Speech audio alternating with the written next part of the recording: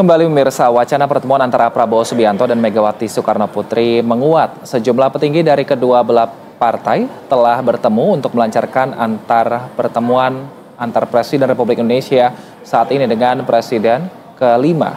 Untuk memperjelas rencana pertemuan ini, kita telah terhubung bersama dengan Aryo Seno Bagaskoro, juru bicara dari Partai PDI Perjuangan, dan juga ada Hendar Sam Marantoko, politisi Partai Gerindra. Selamat petang, Bapak-bapak.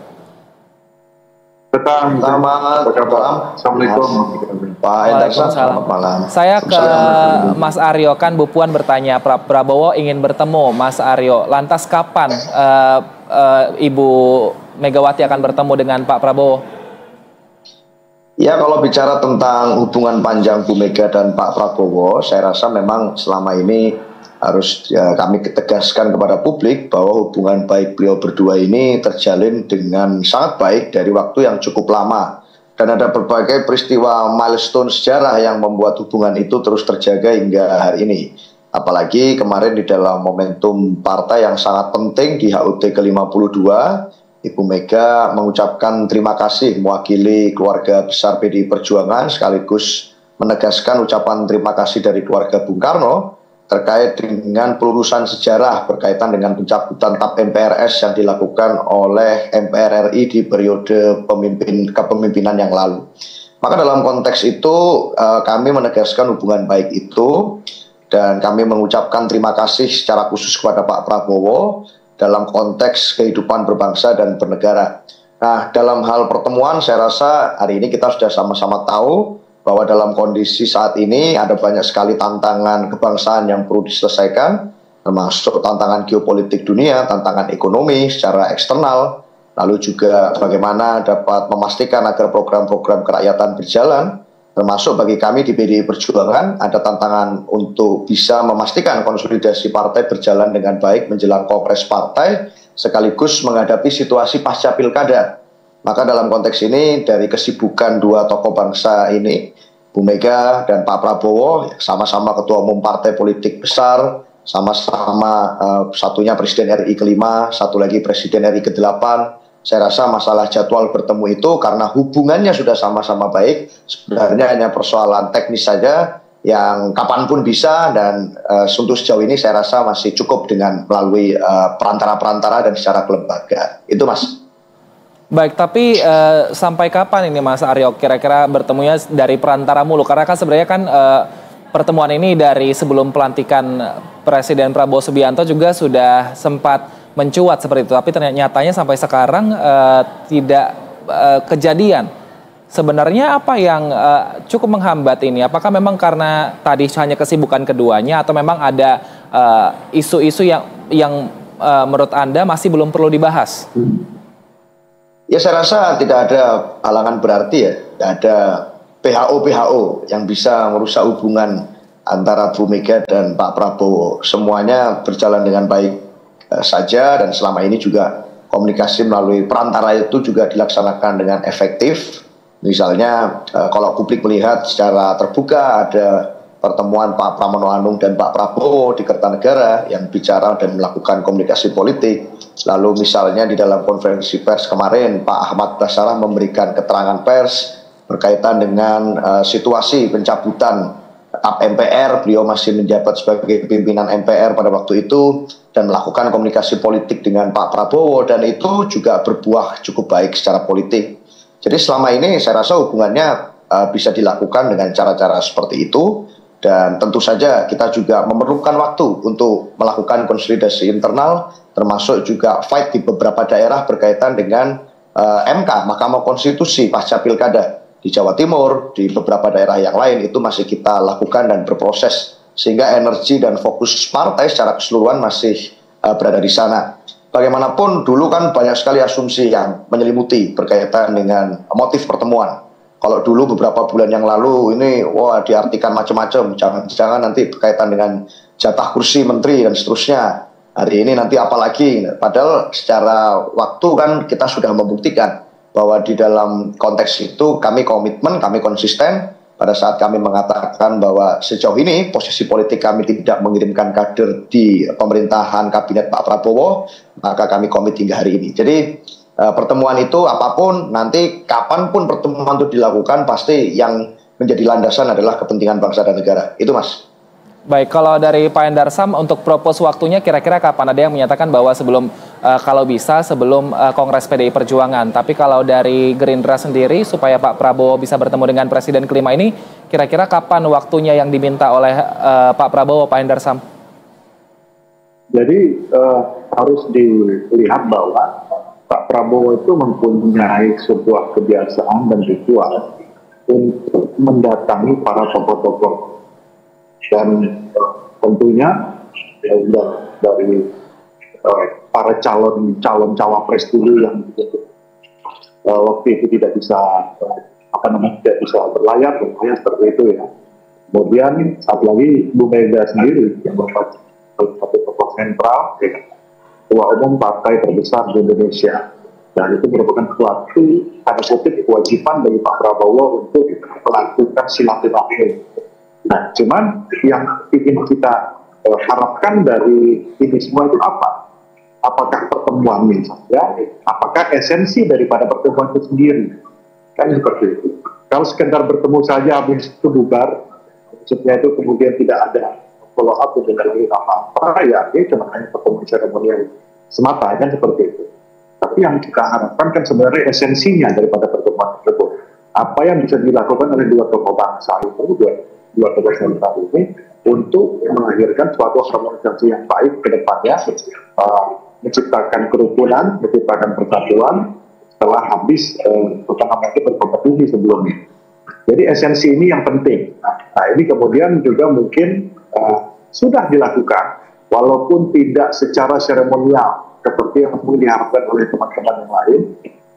Seremonial itu bertemu langsung, ya, tapi bisa dilakukan melalui kelembagaan tadi, seperti Arya bilang ya, dan juga melalui orang lain, orang yang dikirim oleh Bu Mega atau orang yang dikirim oleh Pak Prabowo untuk menyampaikan pesan dan berdiskusi dan berkomunikasi.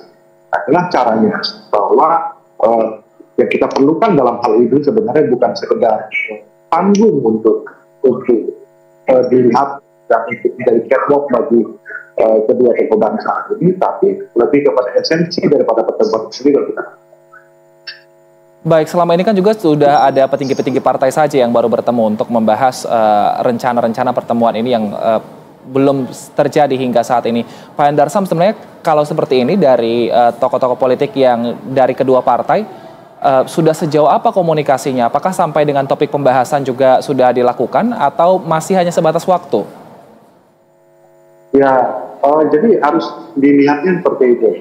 Bahwa contoh di DPR, ya, di DPR RI, di sana ada pimpinan DPR, ya, ada Bu Puan Maharani dan ada wakil ketua, ya, kepimpinan yaitu Pak Ketua Puan.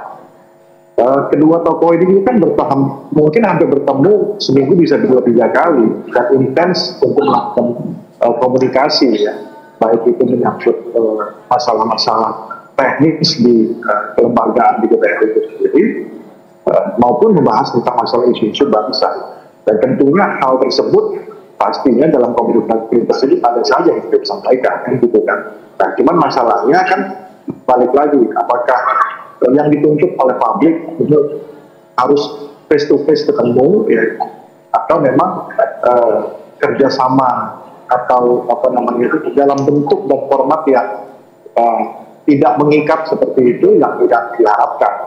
Nah, kemarin Mas Arya Bima, Mas Ahmad Basarah juga sudah menyampaikan bahwa PDIP akan menjadi oposisi yang konstruktif. Nah, itulah salah satu mungkin bentuk format yang ada di yang ada di pikiran PDIP pada saat ini, dan itu kita sangat hargai bahwa selayaknya untuk tidak masuk ke dalam pemerintahan sekalipun atau bisa kita katakanlah menjadi penentu partai oposisi, ya memang harus konstruktif, tidak asal beda, ya, tidak semua yang dilakukan itu salah dan tidak sehingga akhirnya itu kontraproduktif. Tapi yang kita harapkan, dan itu mungkin kedepannya akan ada setidaknya akan ada format baru keselarasan dalam sama-sama membangun bangsa ini di posisinya masing-masing. Baik, saya ke Mas Aryo. Mas Aryo, sebenarnya pada saat Bu Puan membisikkan bahwa Pak Prabowo ingin bertemu ke Ibu Megawati, tanggapan dari Ibu Megawati saat itu seperti apa? Ya, saya rasa Bu Mega kan seorang politisi yang selama ini juga selalu terbuka, tidak pernah berbeda sikap di belakang dan di depan. Jadi satunya kata dan perbuatan itu yang selama ini ditunjukkan.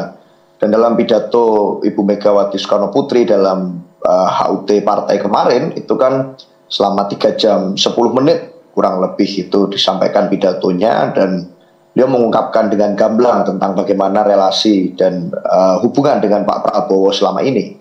Maka tentu saja beliau mengatakan kemarin kan, ini saat ini lagi situasinya lagi nggak baik nih untuk PDI Perjuangan secara eksternal. Ada banyak kemudian serangan-serangan dari mana-mana, mulai dari spanduk, kalau saya boleh breakdown ya, spanduk, kemudian bagaimana framing di medsos itu, lalu belum lagi ada suasana khidmat yang harus dihadapi dalam konteks kemudian banyak pimpinan partai kami yang harus dipanggil secara hukum.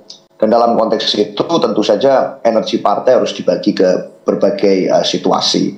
Tapi kan HUT berjalan dengan baik, kemudian kita konsolidasi menjelang kongres, sehingga fokus dan konsentrasinya terbagi-bagi ke situ. Maka dalam konteks itu saya rasa saat ini kami fokus di dalam konsolidasi internal kami. Tetapi bahwa hubungan baik dengan Pak Prabowo itu dijaga, termasuk dengan kawan-kawan Partai Gerindra, itu terjadi melalui berbagai peristiwa sebetulnya. Kalau boleh saya katakan secara kelembagaan, di dalam pemilu kemarin Pak Prabowo dan Gerindra kan memenangkan Pilpres, sedangkan kami sebagai partai pemenang Pileg. Dalam konteks itu kita menugaskan kader untuk menjadi Ketua DPR RI yang harus secara rutin itu berkomunikasi secara intens dengan eksekutif dan Pak Prabowo sebagai presiden. Ada Mbak Puan Maharani di situ yang menjalankan tugas kenegaraan. Lalu secara kepartean misalnya juga kita melakukan suatu fungsi koordinasi. Terbukti di dalam pilkada kemarin itu di berbagai daerah juga kami membangun suatu kerjasama politik dengan Partai Gerindra.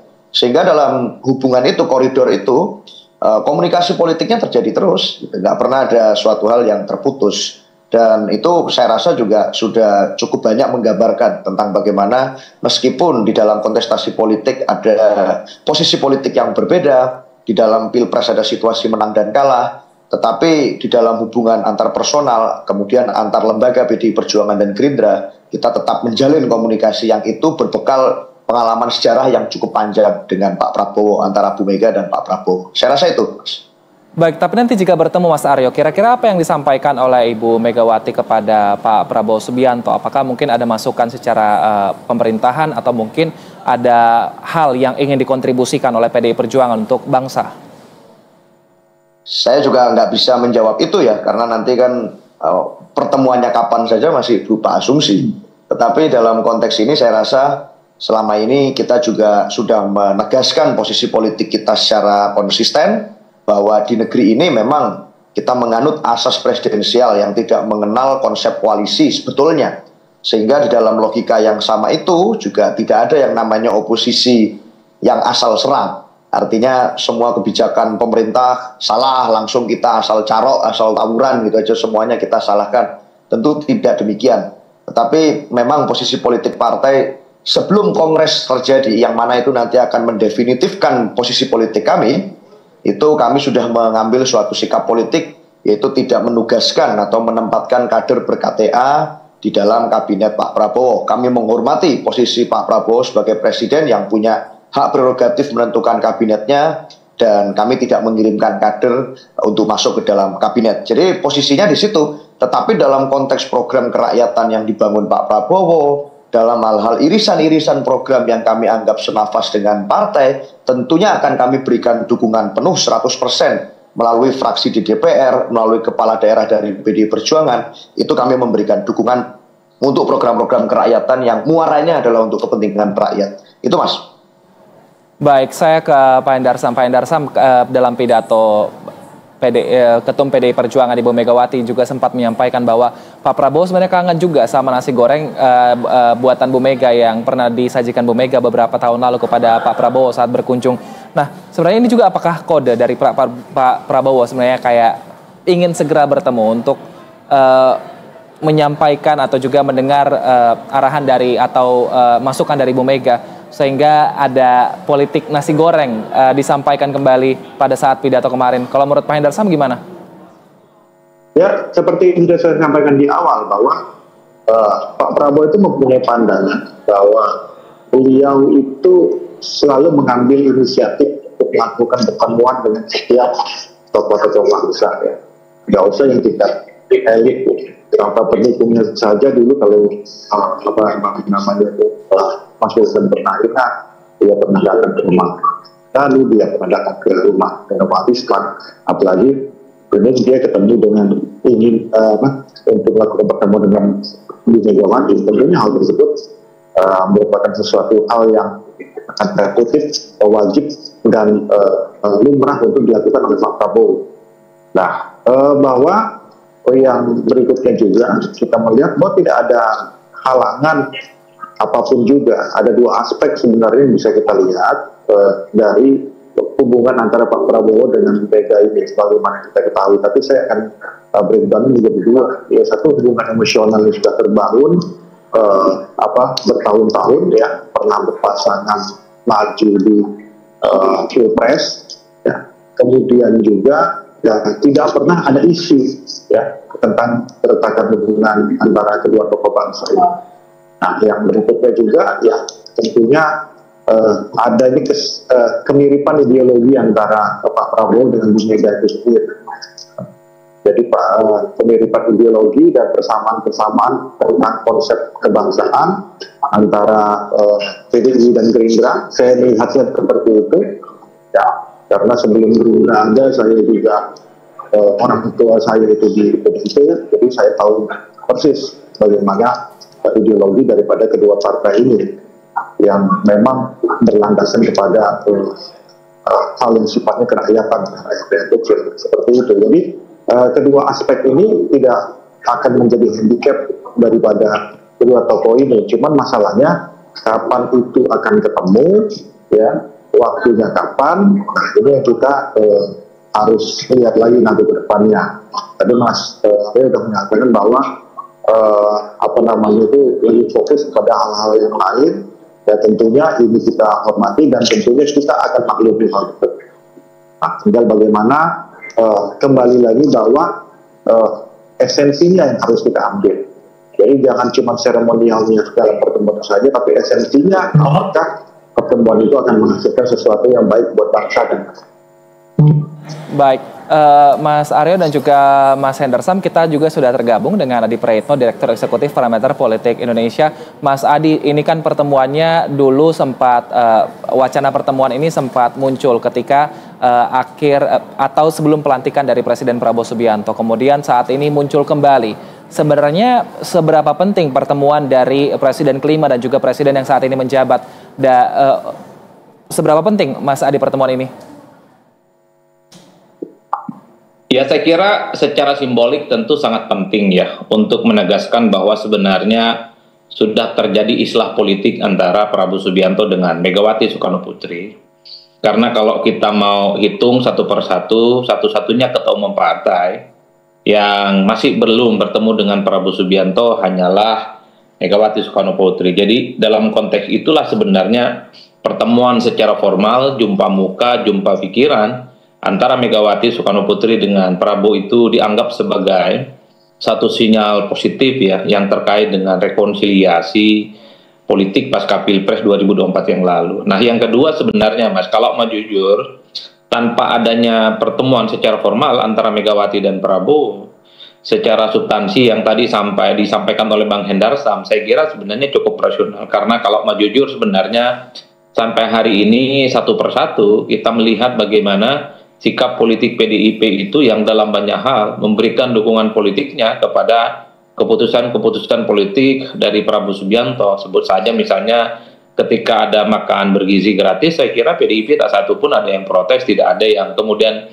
memberikan catatan-catatan kritis apapun. Begitupun misalnya ketika ada kenaikan PPN 12%, saya kira PDIP adalah partai politik yang hampir tiap saat selalu memberikan dukungan politiknya bahwa PPN 12% itu adalah bagian dari ikhtiar politik untuk menambah bagaimana pendapatan negara dari sektor pajak itu bisa ditingkatkan. Jadi hal-hal yang semacam ini sebenarnya kalau kita mau jujur, bahwa di belakang layar saya kira sebenarnya sudah terjadi kesepakatan dan kerjasama politik ya antara PDIP dengan Prabowo Subianto. Bahkan kalau kita mau tarik ke belakang 2024, tidak ada perubahan apapun terkait dengan Undang-Undang MD3 misalnya. Saya kira itu juga adalah buah manis bagaimana hubungan politik Prabowo Subianto dan Megawati itu baik-baik saja. Saya bisa membayangkan kalau kedua tokoh ini tidak baik-baik saja, maka Undang-Undang MD3 itu akan seperti 2014 yang lalu, di mana PDIP mestinya dapat jadi ketua DPR, saat itu diubah oleh koalisi mayoritas pendukung Prabowo, dan ketua DPR itu diambil alih gitu ya oleh Golkar, kemudian wakilnya dari PKS, dari Gerindra, dan seterusnya. Dan bahkan kita tahu per hari ini efek dari tidak adanya revisi Undang-Undang MD3 itu, ya tentu Puan Maharani sebagai salah satu kader terbaik PDIP menjadi ketua DPR. Bahkan ketua Banggar juga dijabat oleh kader PDIP. Begitupun begitu banyak pimpinan-pimpinan DPR, alat kelengkapan Dewan juga ditempati oleh kader-kader PDIP. Jadi sebenarnya pertemuan Megawati dengan Prabowo Subianto ini ditunggu oleh publik dalam konteks formal politik. Karena seakan-akan kalau belum bertemu, kesepakatan politik, islah politik, dan rekonsiliasi keduanya itu masih belum terjadi. Padahal secara praktik saya kira secara transparan dan cukup gamblang semua orang juga tahu bahwa sebenarnya dalam banyak hal PDIP sudah menyatakan dukungan politiknya secara terbuka kepada Prabowo, terutama terkait dengan kebijakan-kebijakan politik strategis yang memang sudah ditargetkan oleh Prabowo sebagai program prioritas dan seterusnya dan seterusnya. Saya kira di situ konteksnya Mas Wilson. Baik Mas Adi, tapi kalau meskipun tadi secara sikap politik sudah jelas PDI Perjuangan dalam pemerintahan Prabowo Subianto ini, apalagi kalau misalnya kita lihat ada diskusi di legislatif, tapi kalau misalnya keduanya bertemu, kira-kira isu penting apa yang harus dibahas keduanya supaya tadi ada kontribusi atau ada esensi yang tadi Pak Hendar sampaikan ketika keduanya bertemu? Ya tentu saya kira keduanya akan menyamakan persepsi, menyamakan kepentingan politik, bahwa Indonesia di masa-masa yang akan datang itu butuh kerjasama dengan semua eksponen dan semua kelompok-kelompok politik. Jadi dalam konteks inilah saya kira PDIP akan menegaskan di mana posisi politik yang sesungguhnya, karena kalau dari segi Prabowo Subianto saya kira memang sejak awal membuka pintu selebar-lebarnya kepada siapapun termasuk kepada mereka yang kalah di Pilpres. Itu terbukti misalnya seperti Nasdem, mungkin juga PKS dan PKB itu pun juga dirangkul. Dalam konteks ini kemudian PDIP pun sebenarnya sudah dikasih kode keras kan untuk diajak bergabung dalam koalisi Prabowo. Sekarang tinggal PDIP-nya bagaimana menyikapi dari tawaran politik misalnya yang kemudian ditawarkan oleh Prabowo Subianto andai kedua tokoh ini bertemu. Disitulah kemudian yang saya sebutkan, menyamakan persepsi, kepentingan politik menjadi penting untuk dibicarakan dari hati ke hati antara Megawati dan Prabowo yang katanya tidak pernah punya beban psikologi apapun di antara keduanya. Bahkan di hari ulang tahun PDIP yang ke-52, saya kira sangat kelihatan sekali sikap politik PDIP. Mereka itu tidak mau jadi oposisi dan siap memberikan dukungan politiknya kepada Prabowo. Saya kira itu semacam kode keras bagaimana sebenarnya PDIP tidak akan seperti PDIP beberapa tahun yang lalu kalah Pilpres di zaman SBY kemudian jadi oposisi selama 10 tahun. Baik. Di 2024 dan di 2025 saya membayangkan PDIP sepertinya lebih tertarik untuk menunjukkan kerjasama politik dengan Prabowo Subianto. Baik, saya ke Pak Hendar Sam. Benarkah ada tawaran politik yang ditawarkan oleh Prabowo Subianto kepada PDI Perjuangan? Pak Hendar Sam. Ya, setahu saya sampai sejauh ini belum.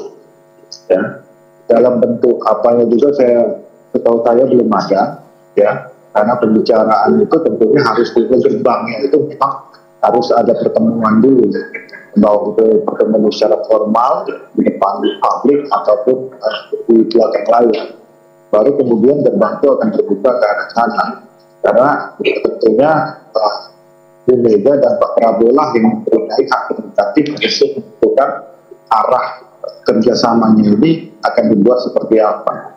Baru kemudian para tokoh-tokoh ya, para kita yang ada itu akan percik. Jadi saya rasa seperti itu. Terlalu jauh kita kalau bicara tentang itu. Baik, saya ke Mas Aryo Seno. Mas Aryo, meskipun pertemuan saat ini belum berlangsung dan juga belum ditentukan akan kapan, jika nanti bertemu, kira-kira adakah mungkin sikap dari PDI Perjuangan yang berubah terhadap pemerintahan sekarang? Ya, saya rasa sejauh ini kita tetap komit saja, tidak ada beban terlalu banyak lah dengan apa yang menjadi posisi politik kami hari ini. Artinya memang ya sejauh ini kami masih berada dalam koridor yang tetap komit bahwa kita tidak mengirimkan kader ke dalam kabinet. Tetapi yang menjadi penting adalah kita juga memberikan kritik konstruktif kok. Yaitu pada saat ada hal-hal yang kami anggap itu tidak pas, Mas Ganjar Pranowo berapa kali sebagai kader partai, juga ketua DPP menyampaikan pandangannya tentang PPN 12%. Lalu ada banyak sekali kader-kader PDI Perjuangan yang selama ini juga tetap kritis dalam konteks kebijakan. Tapi asalkan itu baik untuk rakyat, tentu akan kami dukung. Nah, komunikasi dengan Pak Prabowo saya rasa kalaupun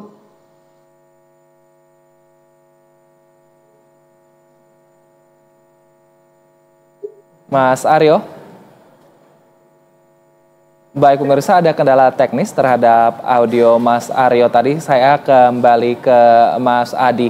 Mas Adi, meskipun saat ini belum jelas waktu dari pertemuan antara kedua tokoh politik ini, tapi kira-kira apa yang perlu informasinya dibuka ke publik ketika keduanya bertemu? Kira-kira apa yang bisa dikonsumsi oleh publik pada saat komunikasi antara keduanya terjadi? Audionya masih termute, Mas Adi bisa di-unmute terlebih dahulu. Saya kira ada dua hal ya, kalau betul Megawati Soekarno Putri jadi pertemuan dengan Prabowo. Pertama, harus dibangun bagaimana kerjasama politik di masa-masa yang akan datang supaya program-program prioritas selama 5 tahun yang ingin diwujudkan oleh Prabowo Subianto itu mudah dilakukan. Karena tentu kalau sikap politik PDIP misalnya selalu resisten, kemudian selalu memberikan sikap yang cukup frontal misalnya terhadap kebijakan politik Prabowo, ya tentu dalam banyak hal ini akan menimbulkan sedikit gejolak dan mungkin kegaduhan.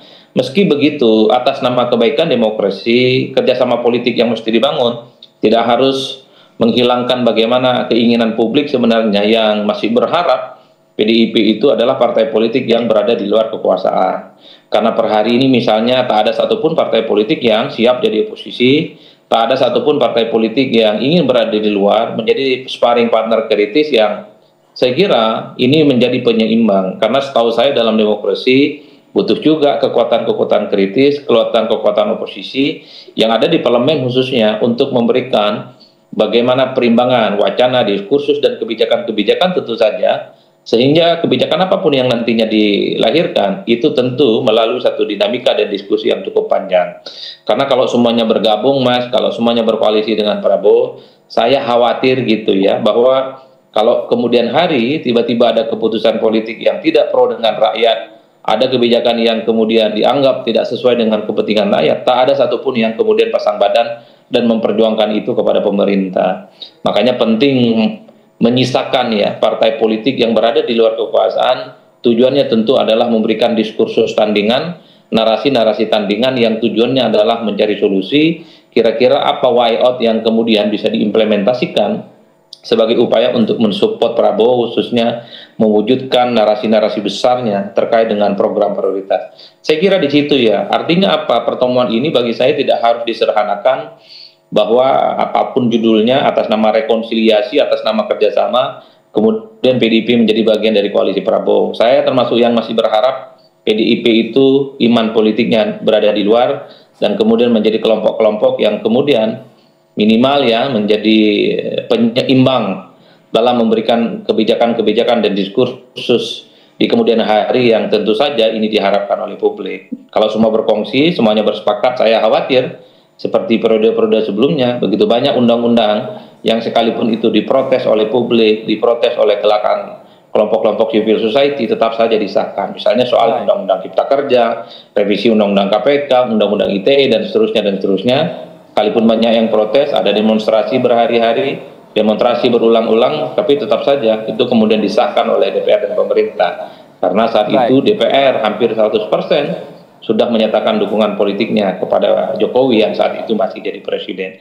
Saya kira di situ poin saya, Mas Wilson. Baik, kita harapkan semoga wacana pertemuan antara Megawati Soekarno Putri dan juga Prabowo Subianto ini bisa menjadi realita dalam waktu dekat. Terima kasih atas waktu dan juga informasinya Mas Adi Prayitno, Direktur Eksekutif Parameter Politik Indonesia, dan juga Bang Hendar Samarantoko, politisi Partai Gerindra, dan juga tadi Mas Aryo Seno, jubir PDI Perjuangan, telah bergabung bersama kami. Sehat selalu. Terima kasih.